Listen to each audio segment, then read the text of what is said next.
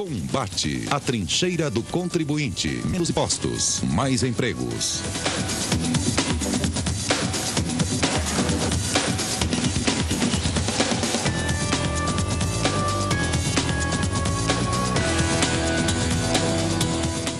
Boa noite, amigos e amigas. Estamos iniciando o novo programa Combate, programa da Confederação Nacional de Serviço. Menos impostos e mais empregos. Hoje nós temos a satisfação de receber o ex-ministro Mélcio da Nóbrega e é sócio da Tendência Consultoria, uma importante empresa de consultoria aqui em São Paulo, sediada em São Paulo. E com a experiência dele ao longo desses anos, tem trazido uma nova interpretação, inclusive, da economia e do sistema financeiro e tributário brasileiro. E como sempre, Maurício, a primeira pergunta cabe ao Roberto executá-la. Por favor, Roberto. Ministro, está começando um novo governo. Começa daqui a muito pouco tempo, começa um novo governo.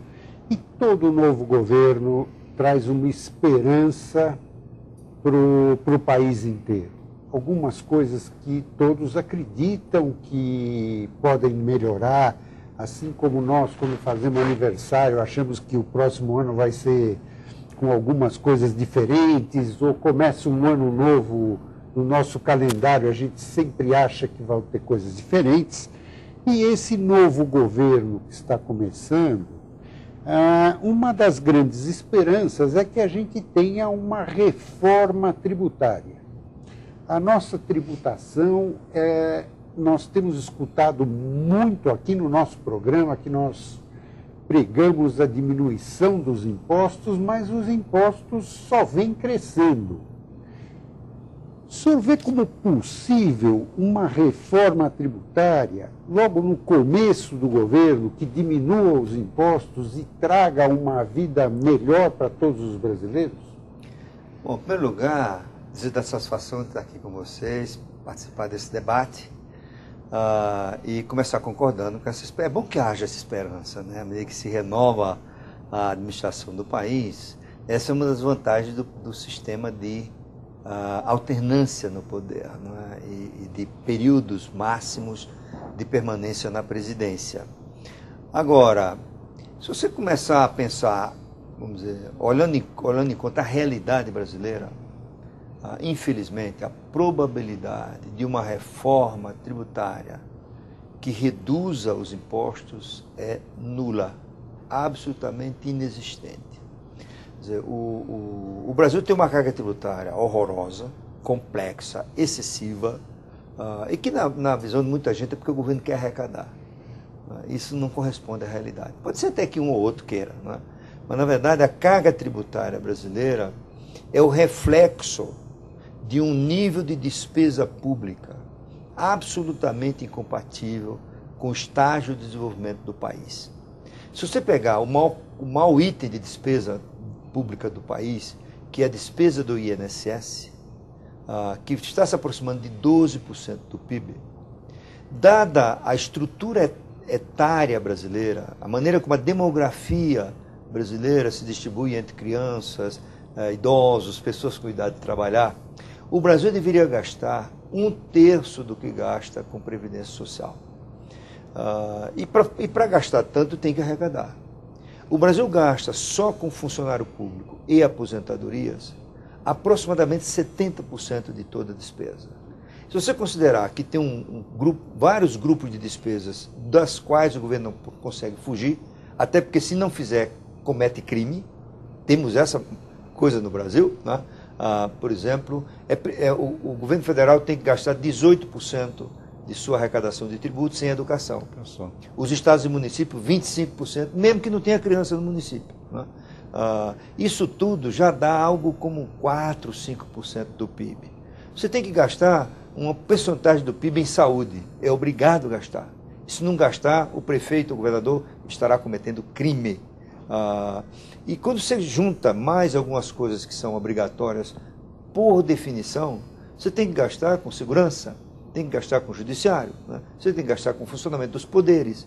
Isso tudo já leva o gasto público no Brasil a algo como 32%, 34% do PIB. E se você considerar que o Brasil, dado o seu nível de renda médio, dificilmente poderia ter uma carga tributária superior a 23%, 25% do PIB, que é a carga tributária do Chile, da Argentina, da China. Não é? Aí você vai ver o seguinte, o Brasil precisa arrecadar excessivamente da sociedade. E como faz? Distorcendo. Quer dizer, cobra de maneira que as pessoas não percebam.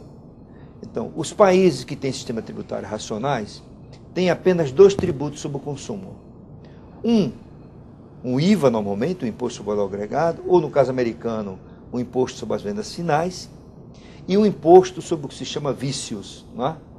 Sobre cigarro, sobre perfume, sobre bebidas e assim por diante. O Brasil tem 7 incidências tributárias sobre o consumo. IPI, ICMS, ISS, PIS, COFINS, CID e IOF. Quando você consome um bem financiado, você paga o imposto que vai incidir sobre aquele bem. Então, com 7 incidências, o governo consegue disfarçar a brutalidade do que ele arrecada de consumo no Brasil. Então, qual é a probabilidade de alguém mudar esta situação no curto prazo? 0. Porque para mudar isso significaria reduzir o gasto público. Você não tem como reduzir gasto público com pensões, aposentadorias, funcionário público, educação, saúde, porque isso está na Constituição. E tem o Brasil leva ao extremo a ideia do direito adquirido. Então, no Brasil, você tem que manter o pagamento aos aposentados, e não tenho nada contra ser aposentado, eu estou falando aqui em tese. Não é? O meu pai foi aposentado até falecer, não é? E ele reclamava da aposentadoria dele, ele sempre dizia que ganhava pouco. Mas só para concluir aqui, no Brasil, você pode destruir o país para preservar o direito adquirido. Você está vendo agora na Europa com a crise, Grécia e Irlanda, eles estão diminuindo salário de servidor público e salário de aposentado, porque isso é fundamental. Não é? O risco de uma revolução até, né? Você vai ter efeitos de reação, é natural. Eles vão para ruas, foram na França, porque aumentou 2 anos na idade de aposentadoria. Não é? Então, esse é o primeiro problema. Então, esquece isso. Não tem redução de carga tributária no Brasil nos próximos anos. Aí resta um outro problema. É que, além disso, o Brasil arrecada de maneira caótica. Mas, ministro, antes da gente entrar na arrecadação, eu gostaria de destacar um ponto aqui, além desse balde de água fria, de que a esperança se renova, mas você já colocou aqui que não adianta renovar porque não vai acontecer mesmo. Teve um ponto aqui que eu achei muito importante no que você colocou, é exatamente o que nós gastamos com o idoso, aposentadoria, ou já com as pessoas formadas, que são os funcionários públicos, né, que eles já estão na vida profissional, né? Então, entre o que nós gastamos com os aposentados, pensões e com o funcionário público, é muito maior, então, do que nós gastamos com as nossas crianças nessa conta que você fez. Evidente, porque além de todos esses problemas, o Brasil já tem escrito sobre isso, sobre grandes protestos de aposentados, o Brasil tem uma prioridade invertida. Na maioria dos países que deram certo, a prioridade foi dada à criança e não ao idoso. No Brasil é o inverso. Quer dizer, tem que privilegiar a educação. Tem que privilegiar a educação e você tem uma massa de crianças que vivem em famílias pobres. 45% aproximadamente das crianças vivem em famílias pobres. E só 9% dos idosos vivem em famílias pobres. Então, é por isso que, como o gasto previdenciário é excessivo, ainda que eles reclamem que ganham pouco, e ganham mesmo, ganham pouco, porque o Brasil ainda não é um país rico. Não é? O Brasil tem o gasto público per capita com idosos é aproximadamente 30 vezes o gasto público com crianças, e particularmente as crianças pobres. E se eu sou um idoso já, que eu já passei de 65 anos, mas eu tenho a consciência de que o futuro está nas crianças. Né? O Brasil, entre os problemas graves que ele tem que resolver, o problema da qualidade da educação primária. É onde começa tudo, você tem que ter educação primária de qualidade. Mas aproveitando esse problema da Previdência e problema já que não podemos mudar a carga tributária porque as despesas são grandes, né, e o governo não faz uma diminuição de despesa, mantendo a atual carga tributária e procurando distribuir melhor essa carga tributária, nós temos uma proposta aqui da Confederação Nacional de Serviços sobre um imposto sobre a folha de pagamento.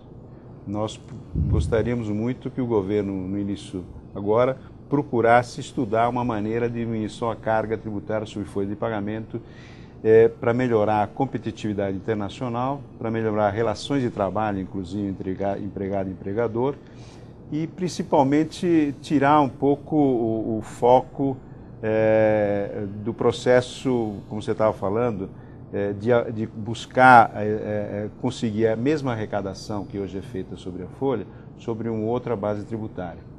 Já que a idade de perspectiva de vida é cada vez maior e essa base tributária para conseguir arrecadar a mesma coisa, para conseguir manter os aposentados, etc., vai ser muito difícil se não usar outra base. Nós temos usado outras bases, inclusive faturamento, para buscar essas arrecadações. Mas a nossa proposta é a seguinte: tirar os 20% do INSS da folha e transformar isso numa contribuição sobre alimentação financeira. Nesse momento que renovação, será que não estaria no momento de ousar um pouco essa alternativa? Quer dizer, nós temos para frente aí muitas coisas para ser feitas, mas essa alternativa, a gente fez um estudo que eu vou inclusive deixar você a respeito sobre essa proposta da Fundação Getúlio Vargas, onde exatamente mostra que isso beneficiaria macroeconomicamente a nossa economia fazendo isso. Como é que você vê? Eu sei que você é um pouco polêmico, não tem muita simpatia pela sua contribuição sobre alimentação financeira, mas eu gostaria que você pudesse nos dar, quem sabe, uma outra alternativa. Olha, Luiz, primeiro, só complementando o raciocínio que estava discutindo aqui com o Roberto, o fato de ter que arrecadar 36% do PIB, já teve até 37%, leva o sistema tributário ao caos. Esse caos é cada vez maior em dois tributos, que são o ISS dos municípios e o ICMS dos estados. Né? Então, eu acho muito natural que determinados segmentos da sociedade busquem forma de se viabilizar, não é? De evitar a competição desleal da informalidade. Acho muito natural. Não é? E eu enxergo novamente como uma coisa natural de vocês, da área de serviço, querer esse tratamento. Eu, particularmente, seria contra, né? Porque, da minha experiência, e eu tenho vivido isso no mínimo uns 30, 40 anos da minha vida, e estudei o passado, a experiência mostra, no Brasil, todo imposto, todo tributo fácil de arrecadar, ele termina sendo aquele a que o governo recorre em momentos de dificuldade. É até natural, porque ele enfrenta menos resistência. Não? Então, a própria CPMF é isso, ela começou com 0,25, está em 0,38, em algum momento vai para 0,40, para 0,50. O melhor para o país é não ter a CPMF. Além das distorções que ela causa... O imposto em si, você acha que é um imposto ruim? Imposto ruim. Tanto é um imposto ruim que ninguém usa. Não é? Imposto parecido como a CPMF existia em aproximadamente meia dúzia de países. Os países foram chegando à conclusão que eles eram ruins, inclusive países ricos. A Austrália tinha um imposto basicamente sobre cheques. E eles acabaram com isso, o Peru acabou. Né? E há um estudo do FMI que examinou vários países, todos foram acabando com isso. Né? Mas ele é ruim porque ele é cumulativo, é regressivo? Por que ele é ruim? Ele é ruim por N fatores. Em primeiro lugar, porque ele é cumulativo. Embora o grau de cumulatividade seja menor do que o ISS, por exemplo. Do ISS, exatamente. Ele é cumulativo porque ele incide sobre ele mesmo. Né? Embora as pessoas não percebam, porque ele incide na transação financeira. Mas quando uma pequena empresa, uma padaria, ela compra trigo, paga salário, paga energia elétrica, transporte, etc., ele está pagando um imposto, né, em cada transação que ela realiza para fazer aquela despesa. Né? Em segundo lugar, ele incide sobre o sistema financeiro, sobre o processo de intermediação financeira. A experiência mostra que essa é uma área que deve ficar livre de tributação, porque ela tem a ver com o financiamento da economia. Nenhum país tributa a transação financeira, pelo menos país que está dando certo. Né? Mas no caso nosso, quando nós tínhamos